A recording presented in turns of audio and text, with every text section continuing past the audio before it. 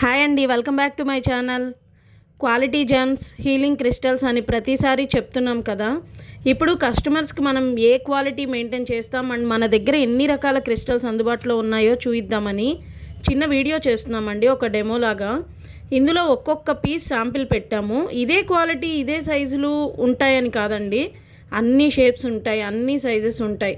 1 carrot నుండి 12 carrots వరకు, 1 gram నుండి 100 గ్రామ్స్ వరకు healing crystals, rough stones 1 KG నుండి 10 కేజీ వరకు మనం మెయింటైన్ చేస్తున్నామండి.